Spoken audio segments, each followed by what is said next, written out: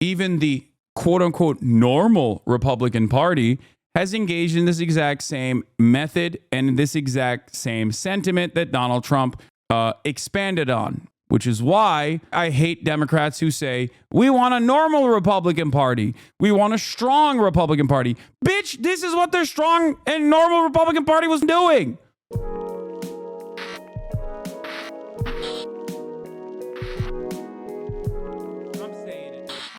I think I'm scared, but I think that there will be some unrest tomorrow. I don't think that that is a wild thing to predict.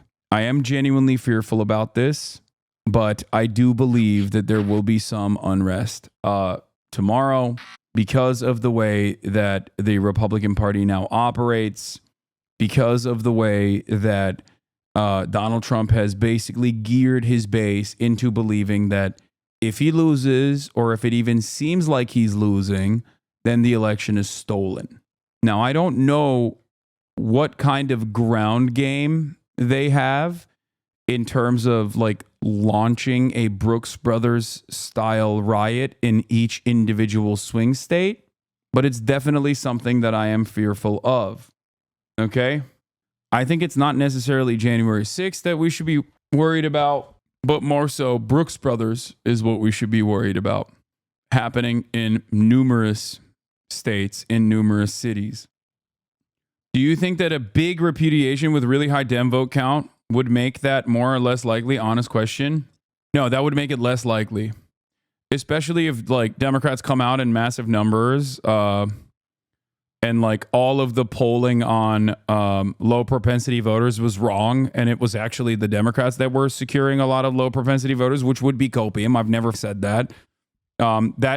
The reason why I haven't like paid a lot of attention to that is because that is copium. There is no evidence to suggest that.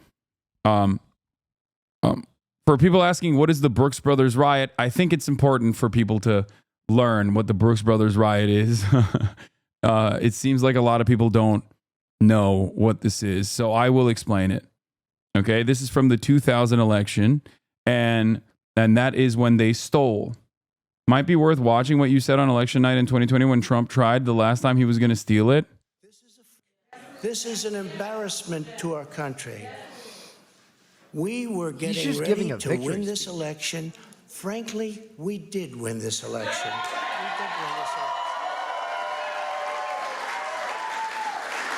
So our goal now is to ensure the integrity.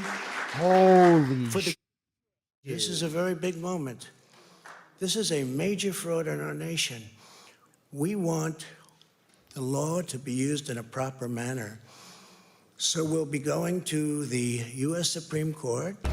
We want all voting to stop. We don't want them to find any ballots at 4 o'clock in the morning and add them to the list. Okay? What? Oh, he's doing it. It's a very sad. A mad lad. It's a very sad moment. To me, this is a very sad moment, and he's doing it. We will win this, and we, as far as I'm concerned, we already have won it. So I just. Yeah. So this is legitimately scary shit. Okay, I can't begin to explain to you what kind of downstream consequences this will have. I hope that the governors and the states are ready for Donald Trump to do such a thing. So we'll see. Here. Stop the count, stop the fraud, stop the count, stop the fraud, stop the count. This is the Brooks Brothers riot that helped make George W. Bush president. Some of the people involved in this were, a lot of the people involved in this were obviously Republican Party operatives. Some of the people involved in this became, Brett Kavanaugh, a part of the United States Supreme Court. In Miami-Dade County, where police actually had to break up a scuffle this morning outside the canvassing board. Actually, you know what? Let's do a deeper dive into this. Every 4 years, Americans across this great nation put our differences aside to join hands and collectively lose our minds over the presidential election. Turn out for what? We singing Trump, Trump. They're eating the dogs. Now, we've seen some pretty crazy stuff in recent years, but if you're thinking 2020 was the most hog-wild election in modern history, you have absolutely got to hear about what went down in the year 2000. Because if you're some kind of Rizless Gen Z damn Danieling sheesh lord, you may be surprised to hear that in the year 2000, there was a literal and verifiable stolen presidential election. And even if you're over the age of 30 and maybe remember hearing something about hanging chads and Florida recounts, the details are certifiably insane. And if nothing else, it's good to just remind ourselves of the fragility of elections in the United States and why your vote, yes, I'm talking to you, really does matter in shaping the next 4 years. And hell, I'll say it, I'm crazy, maybe even beyond. Hi, I'm Raleigh Williams, a guy with a climate science and policy degree and a raging obsession with an election that happened almost a quarter of a century ago. And this is a video about stealing a presidential election. Welcome to Climate Town.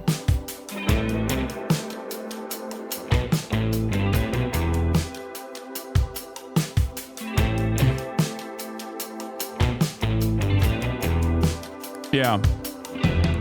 A lot of people, especially younger people, are not familiar with the 2000 elections where the Republicans actually successfully stole the election. They lost the general vote. They lost the popular vote. And the only way that they were able to win the state of Florida was because George W. Bush's brother, Jeb Bush, was the literal governor, and the right-wing Supreme Court at the time allowed them to steal this election, and they successfully intercepted the recount process by starting what is known as the Brooks Brothers riot. This was carefully crafted and conducted by Roger Stone and many Republican staffers, including but not limited to Amy Covid Barrett and Brett Kavanaugh.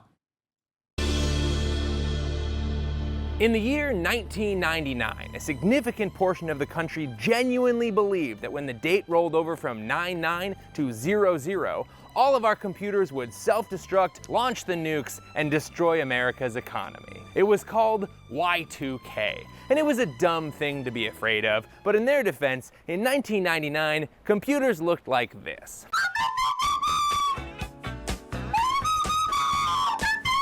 But the new year came and went, and with Y2K safely in the rearview mirror, Americans could focus on the two things that really mattered. The hit single Who Let the Dogs Out by the Baha Men, Who let the dogs out? and the 2000 presidential election. Choose your character. In the blue corner was Al Gore. He cut his teeth as a Democratic senator from Tennessee before becoming vice president to a saxophone-toting, sexual relations with that woman-denying president by the name of Bill Clinton. Gore released a best-selling book about global warming and the environment back here in 1992. He released the award-winning documentary An Inconvenient Truth that supercharged climate change awareness here in 2006. But here in 2000, he's running for president. Today. This is actually one of your worst takes. I watched this happen. The Gore campaign only ever sought selective recounts, and the only way he'd actually win is by admitting votes that weren't legal. Yeah, the problem that occurred. I mean, he'll go into it, and you'll see what happened. The problem in this situation is that very obviously, like, an insane amount of votes were directly falsified. Okay. An insane amount of votes were very clearly, went to candidates that they were not supposed to go to as a consequence of butterfly ballots and hanging chads. I announce that I am a candidate for president. I'm sure he will describe it. And in the red corner is George W. Bush. Not to be confused with his father and the president from 8 years earlier, George H.W. Bush. George Regular W. Bush was a Texas oil man who founded an oil and gas exploration firm, then became the co-owner of the Texas Rangers, and then became the governor of Texas. And in the year 2000, he's the Republican candidate for president. We will renew America's purpose. It's Gore versus Bush. It's climate guy versus Texas oil man. It's election 2000, and it's right now. Who let the dogs out?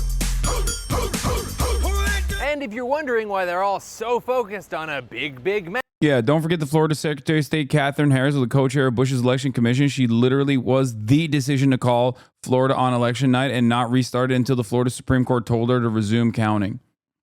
It's because America doesn't have a simple democratic election where the candidate with the most votes wins. We have the much stupider electoral college, where states are assigned point values and each candidate tries to win the highest stakes board game on earth. And that means close elections can often come down to just a couple of states that could swing either way. But remember, this is also a TV show, which means networks are foaming at the mouth to call states as early and often as they can, filling up the map and making politics feel like Wheel of Fortune.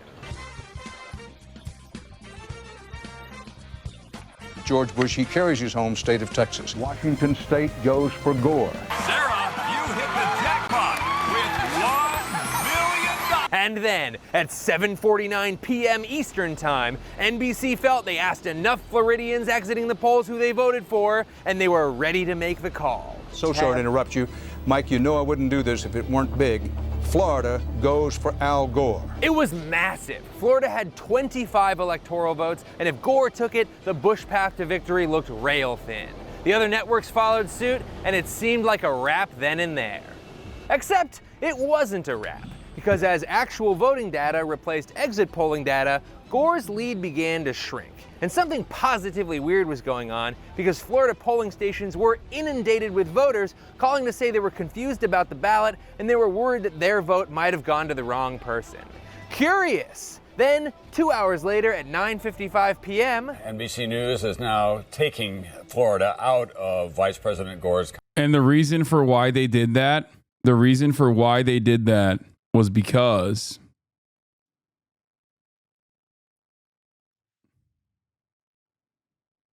I can't find it. God damn it. I f***ed it up. I was going to do a great segue to, oh my God, I will vote. And I f***ed it up. I couldn't link it fast enough. God damn it. Bro had a stroke. No. Wash streamer. I know. Please subscribe to me. I'm a wash streamer. This is why they did it. And together we will make America great again.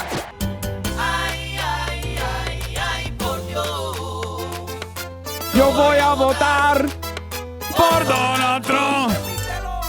Ay, ay, ay, ay, por Dios.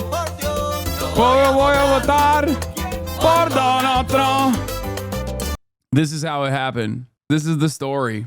Okay. I'm not running ads. My contract's over with Amazon, with Twitch. So I'm not running ads, but in the future, if I decide to run ads again, you might want to subscribe to avoid those ads. Or if you want to send me links and things of that nature, including Yo voy a votar por Donald Trump. Twitch Prime is free. Also, yeah, links like this. Exactly. Links like this.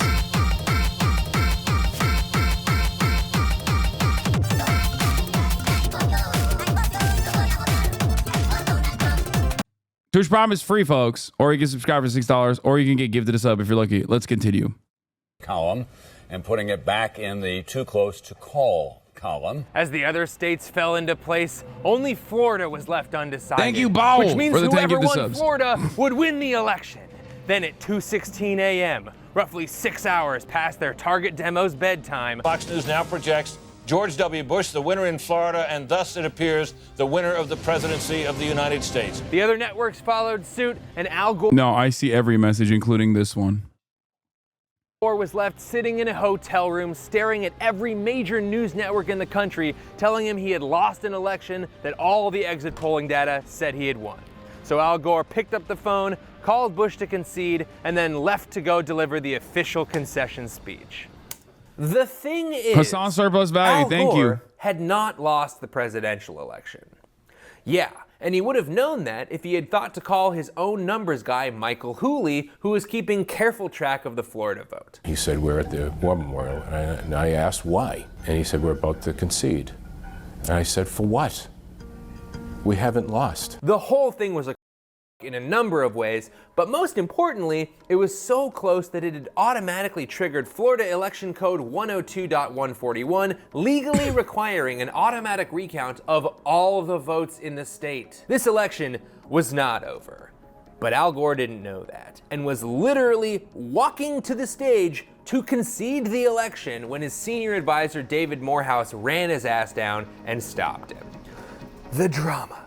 Imagine that moment. I wish I had a clip of it. I don't, but I super wish I did. Luckily, HBO made a made-for-TV movie about the 2000 election, and it did include this goofy-ass reenactment. No, Mr. Vice President! Mr. Vice President! Mr. Vice President! Mr. Vice President? Mr. Vice President? Sir? I'm not going to keep Please, him waiting. please, Mr. Vice President. There's a problem with the numbers in Florida. That's amazing. And then, in the most awkward phone call of his entire life, Gore called Bush back to unconcede. As you can imagine, Bush was pretty pissed. The conversation got heated, and Gore apparently ended the call with something to the effect of, "I don't care what your little brother says, this isn't over." And that's a pretty badass thing to say.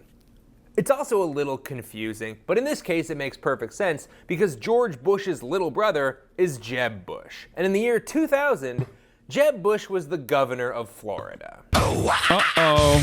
I told my brother that we were going to carry Florida for him. Is that going to be a truthful statement? Uh-oh. It better be. So the race Jeb! It's Jeb! It's Jeb time! moved to the Sunshine State, where the 5.8 million votes cast in Please Florida clap. would be machine recounted to see if Bush's 1,784 vote lead would hold. And as the computers rescanned the votes, Bush's lead steadily shrank down to just 327 votes. But that's not all. There were an additional 171,000 ballots that the machines had just skipped because either they couldn't read any vote or they read multiple votes. Which makes sense if you remember the many calls on election day about confusing ballots and defective equipment. These are the same computers that we thought might fire nuclear weapons at Russia if they weren't sure what year it was. Good thing Florida state law says we'll take these 171,000 ballots and recount them by hand, right? Florida law, and the law in many other states, calls for a careful check by real people of the machine results in elections like this one. But Team Bush had a slightly different take. They wanted to not count any more votes. Yeah, they did a stop the count. Now, some of you probably remember when they did that exact same thing in the 2020 election. It was additionally funny, however, because on some states they were saying stop the count. In others, they were saying count the votes. It was very confusing. But that didn't stop Republicans from advocating for whichever position suited their purpose. Now, the little problem that the Republicans had during the 2020 election is that, well, the Democrats were winning, okay? It's a lot harder to stop the actual normal process when the votes are still being counted. I don't know if they'll stop. I don't know if that is going to stop the Republicans from trying to stop this process this time around. But it's definitely a harder thing to do versus, oh no, the votes have been counted, it's over, you lost. And declared George Bush president immediately. And in situations like this, you'd hope there'd be someone to step in and say, get f***ed, we're counting all the votes. I'd even settle for a simple, sorry, but counting votes is how democracy worked. And that person should have been Florida Secretary of State Katherine Harris. Now, in a wild coincidence, the co-chair of George Bush's Florida presidential campaign was also a woman named Katherine Harris, and in an even wilder coincidence, it was the same person. That's right, both the Florida governor and the Secretary of State in charge of maintaining the integrity of the election had actively campaigned for George Bush, which is a really hard position to be in if you're Al Gore. Luckily, he did have one thing going for him. He got more votes in. I will say something that might come across as controversial, but I think the state of politics now is even worse than that. Like somehow where there's a direct conflict of interest there. But I think right now the state of politics is even worse than that, where like Donald Trump has put his loyalists in every position within the Republican Party. And now there is even a greater partisan split, and it doesn't matter. Like, you don't even have to be related to Donald Trump at all. Okay, you can just openly be like, I'm an insane person, and I think the elections were stolen last time, and now I'm in charge. I'm tasked with I'm tasked with the election here. I'm gonna be sitting and doing the counting myself personally. Florida than George Bush did.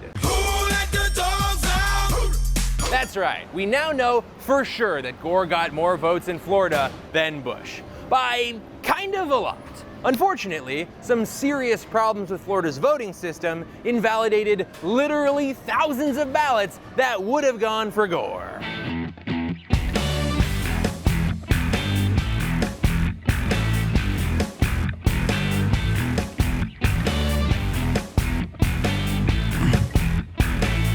Good God, people, this election is a mess. First off, thousands of voters across the whole state of Florida showed up to the polls and found they're not allowed to vote. That's right, newly elected governor and longtime little brother Jeb Bush oversaw a purge of the voter rolls. Interestingly, this strategy, and this is the reason why I've always maintained the position that Donald Trump was not unique in the way that he said that, illegals are voting or whatever this strategy has always been in place. This strategy was first originally advocated for by Paul Weyrich of the Moral Majority. Okay, this is a ultra-Christian evangelical group that originally created the massively consequential evangelical base of support for the Republican Party. Paul Weyrich very openly used to say, a lot of you have goo goo gaga government syndrome. Many of you think everyone should go out and vote. You're stupid.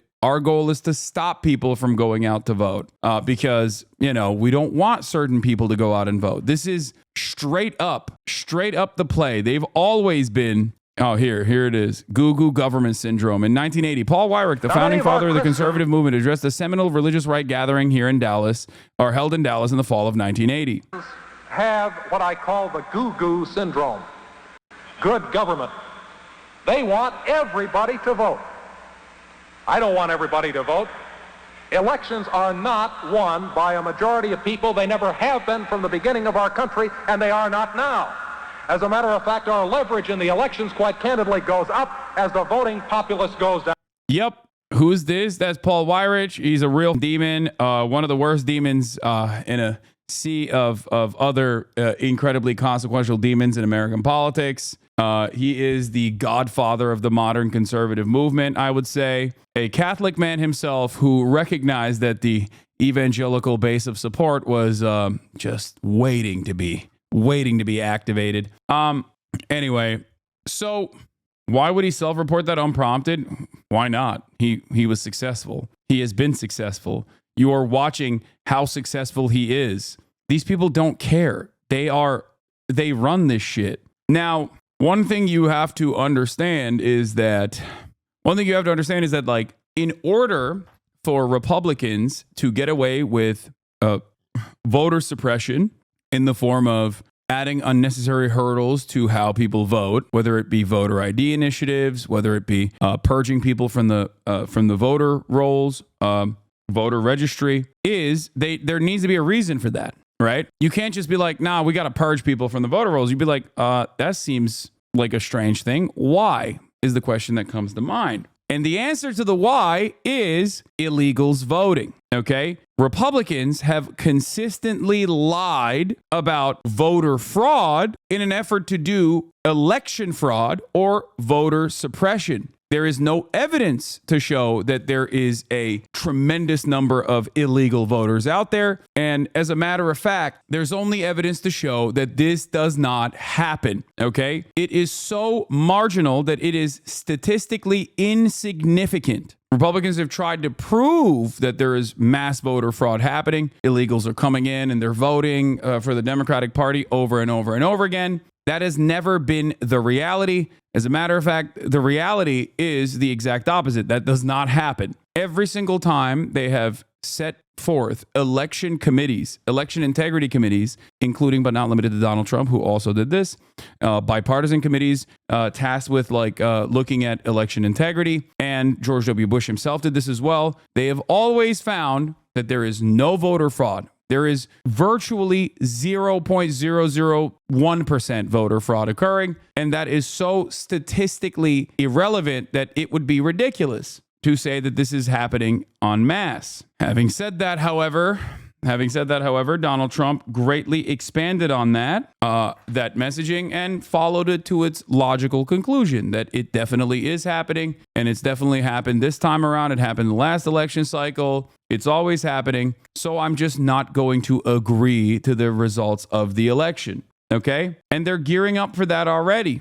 Donald Trump has, this time around, in this election cycle, said, elections are about who has a better legal team. Republican National Committee is now suing the city of Milwaukee over observer access to early voting polling places, access on election day. And they've already started. And they're not going to stop, just so you understand. But anyway, even the quote-unquote normal Republican Party has engaged in this exact same method and this exact same sentiment that Donald Trump expanded on, okay, followed to its logical conclusion on, which is why I hate the Republican Party. One of the many different reasons why I hate the Republican Party and why I hate Democrats who say, we want a normal Republican Party. We want a strong Republican Party. Bitch, this is what their strong and normal Republican Party was doing. Let's continue. That accidentally included a lot of legal voters who overwhelmingly voted Democratic. He looked at the roll and he looked at me and he said, we have a problem. You're not on the roll. Sorry about that. Now, down here in Palm Beach County, they used a ballot with such bad graphic design that thousands of Democratic Jewish voters accidentally voted for the alt-right anti-Semitic candidate Pat Buchanan. The Democrats were listed second. I punched the second hole, and that second hole was for Pat Buchanan. And this is not just like my opinion, man. Yeah. Here's Pat Buchanan himself. If the two candidates they pushed were Buchanan and Gore, almost certainly those are Al Gore's votes and not mine. And as if printing your ballots on a bunch of goddamn origami cranes isn't bad enough, voters up here in Duval County were instructed to vote on every page of their ballot. But anyone who followed those instructions had their vote invalidated because there were 2 pages of presidential candidates. And these aren't just like a couple of votes. In Florida, there was a vote for Gore on 84,000 of these invalid multi-vote ballots compared to just 37,000 multi-vote ballots that included Bush. But the Bush legal team was prepared to swear on their mothers' lives that a bunch of elderly Jewish Democrats had voted alt-right and that the multi-vote ballots voted for an anti-Semite, like an open anti-Semite. were uncountable because technically there's no way to tell for sure. By the way, that right there is another change in attitude where you had an overt anti-Semite go on television and be like, yeah, these Jews did not vote for me. Okay. Can you imagine a Richard Spencer type saying some shit like that now? No, absolutely not. Okay. That guy was the OG alt-right guy. Now the alt-right is packaged directly under the MAGA banner. It's just not a thing. That's not can you imagine a Nick Fuentes type person saying that shit now? No, absolutely not. Sure who the voter was trying to vote for. Not even if the candidates were Al Gore and also popular write-in candidate Al Gore. You want to be ideologically pure, or do you want to win? Demon. They said we want to win. And under the time pressure, there seemed to be no practical way for the Gore legal team to contest any of those multi-votes, the accidental Buchanan votes, or the purge votes. That's thousands of votes flushed away, man. But wait, because there was a ballot issue that they could go after. In some counties, voters have to punch out little paper circles known as chads. It sounds simple, but sometimes that chad hangs on for dear life. And other times, that chad receptacle fills up so goddamn full that you can't punch yours out at all. Now you got yourself one of the thousands of pregnant or dimpled chad ballots that never got counted. But since these chad-stricken no votes could indicate just one candidate, the Gore team set their sights on hand recounting ballots with pregnant or dimpled or swinging chads, and in doing so, ushered in a dynasty of just the absolute hackiest talk show jokes. I had to go to the doctor today. You know why? I have a hanging chad.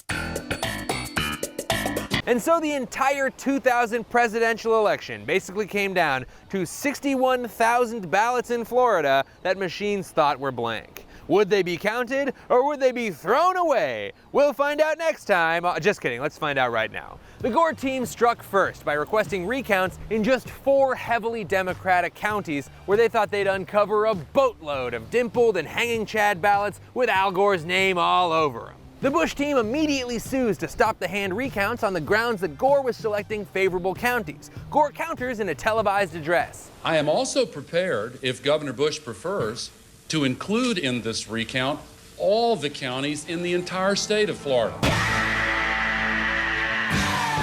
Bush ignores the offer and doubles down on the lawsuit to stop the 4 recounts, but loses the case and the recounts are a go. Point Gore. But the Bush bench is deep. They had to let the recount start, but no one said they had to let it finish. So Secretary of State and Team Bush MVP Katherine Harris tightened the recount deadline, and Republicans worked to slow down the actual vote counting itself. They argued over every vote. Vote for 6 Republican Party challenges. 4 more votes for Gore. Election Supervisor Jane Carroll, a Republican, voted against this count. They had to shut down the counting temporarily because the canvassing board members had to run to court to go appear before the judge to talk about whether or not we were eating chads. Katherine Harris then attempted to stop the entire hand recount early. I've decided it is my duty under Florida law to exercise my discretion in denying these requested amendments. But was denied by the Florida Supreme Court. Undeterred, Katherine Harris follows up by stating she won't accept any recounts unless they're completely finished in the next 3 days. The Gore legal team says, hey, you can't do that, and the Florida She's in jail, right? What? No, she was elected shortly after this.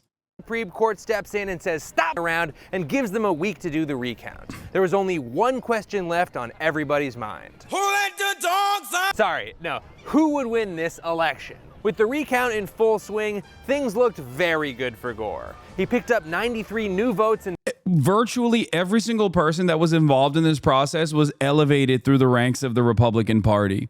Like almost every single one, including but not limited to 2 Supreme Court justices that Donald Trump put in the Supreme Court.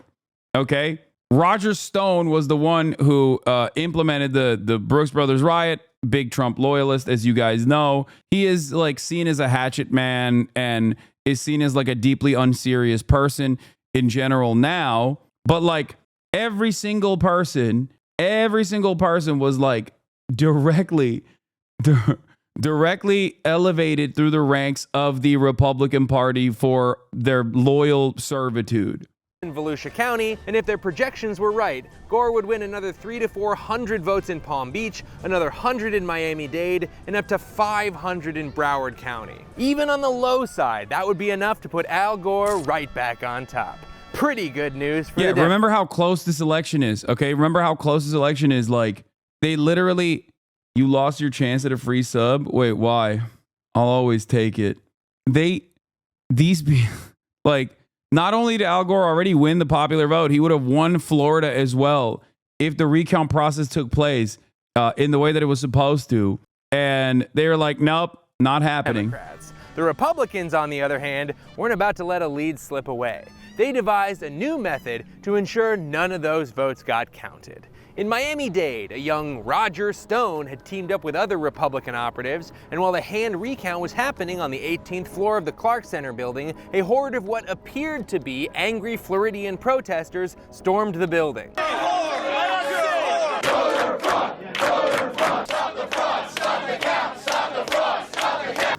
Stop the count, stop the fraud. An instant classic.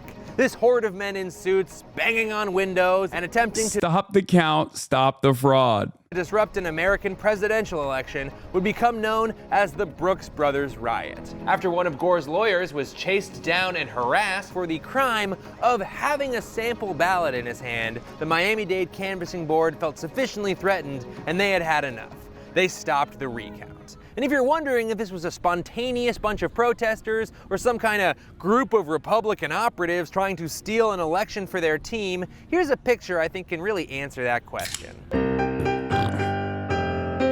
Yeah, Tom Pyle, Texas GOP official, Gary Malfus, GOP chief counsel, Rory Cooper, GOP congressional committee, Kevin Smith, GOP analyst, Steve Brody, GOP aide from Tennessee, Matt Schlapp,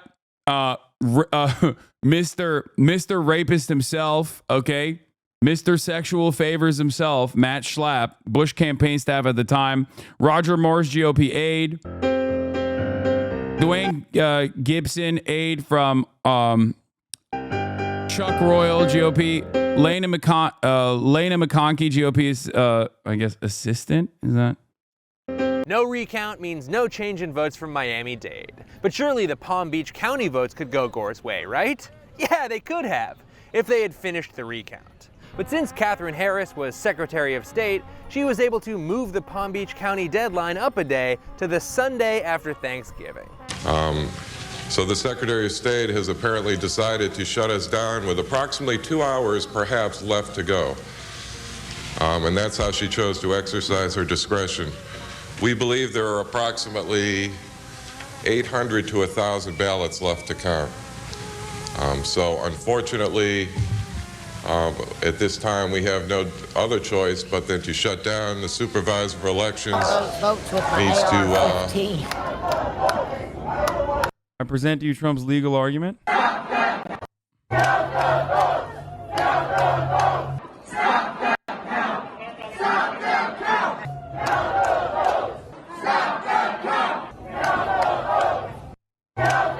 That's pretty...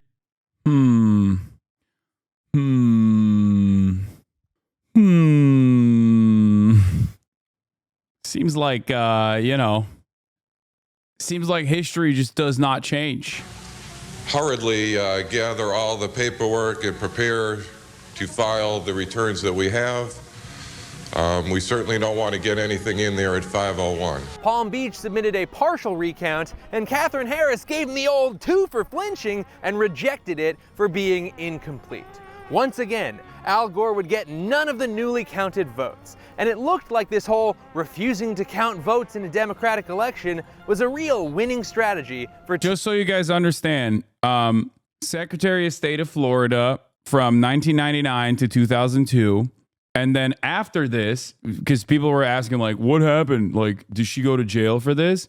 Yeah, dude, she so did not go to jail that then she moved on to become a elected member of the House of Representatives from Florida's 13th Congressional District from 2003 to 2007. So no, they did not throw her in jail. They rewarded her, and she became a United States Congresswoman. Team Bush. I hereby declare Governor George W. Bush the winner of Florida's 25 electoral votes for the President of the United States. But not so fast, Jackson, because Team Gore knows how... Yes, the recount was going to flip it to Gore, and she moved up the deadline while knowing they wouldn't be able to hit the deadline. So in doing so, she invalidated the recount entirely, handing Bush Florida with a margin of victory of 537 votes and thus the presidency. And for those of you who were too young to remember, despite the fact that George W. Bush is now seen as like a hero by liberal circles because liberals are disgusting in the way that they whitewash war criminals, George W. Bush's administration was significantly more consequential for American domestic policy and American foreign policy, i.e. the entire globe's policy, than Donald Trump. This is why I will never agree with people who say Donald Trump is worse than George W. Bush. He was not. Okay? George W. Bush and America's policy post 9/11 was significantly more damaging and significantly more consequential than anything else. Okay? Yeah, you don't even get Trump without Bush, but you have to understand George W. Bush's administration was perhaps the worst administration of all time. How to play the hits. They filed yet another lawsuit, and the Florida Supreme Court decided that they weren't going to let a bunch of computers that looked like this and George Bush's 2 best friends decide who got to be president. The court shall order a manual recount of all undervotes in any Florida county where such a recount has not yet occurred. The Florida Supreme Court ordered a hand recount of the entire state because they weren't about to let Florida be the butt of everybody's jokes for the next 24 years. That's right, it's the Supreme Court of the United States. And under the flimsiest of legal pretext, they've decided to take Bush's case. Rather than let Florida complete a legally mandated hand recount of their own votes, the 5 Republican-appointed conservative justices closed ranks and voted 5-4 to stop the count and end the election, officially handing the presidency to the guy who both lost the popular vote and received fewer votes in the deciding state. 5-4, huh? So you do understand democracy. And as if to admit that they shouldn't have stepped in to subvert an election, the 5...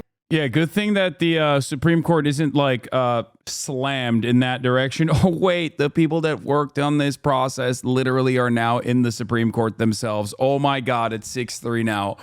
Oh my God! The Supreme Court is about to have 3 Bush v. Gore alumni sitting on the bench. Judge Amy Coney Barrett, once confirmed, will be one of 3 Supreme Court justices who assisted the legal team of the then Texas Governor George W. Bush in the Florida ballot recount battle that came down to a single vote at the Supreme Court.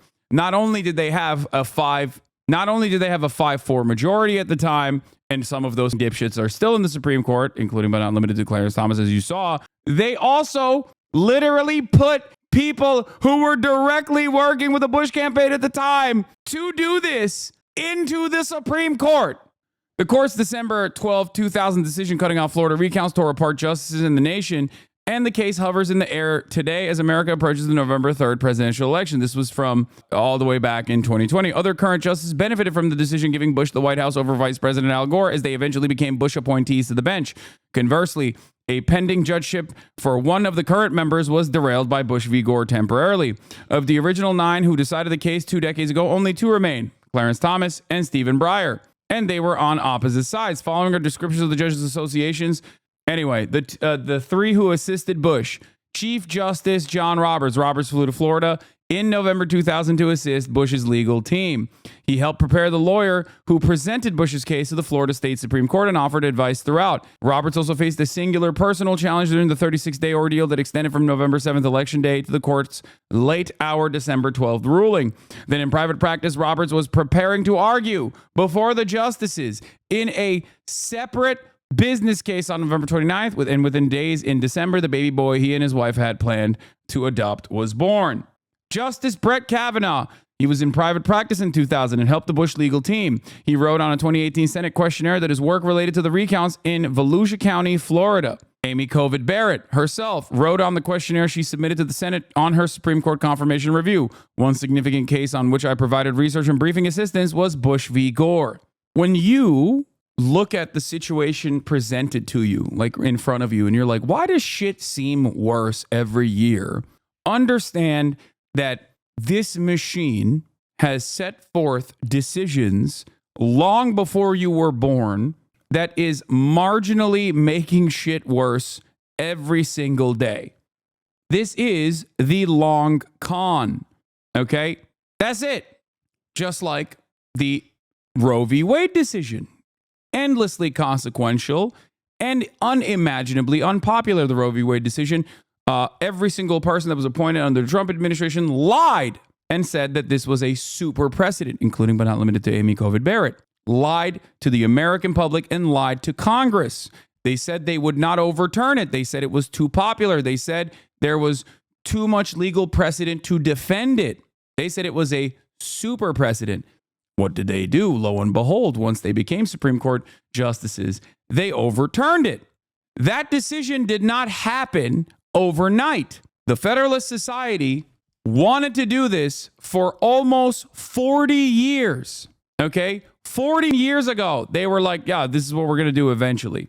I need you to understand that. Conservative majority Supreme Court ruled for possibly the first and only time that this decision was not precedent. It would only apply in this one case, so let's all just forget about the time a conservative Supreme Court stepped in and stopped an election that was actively counting votes and handed it to the Republican. And there have been some incredible think pieces written about this whole affair, but possibly the best quote comes from the dissenting opinion of Justice John Paul Stevens.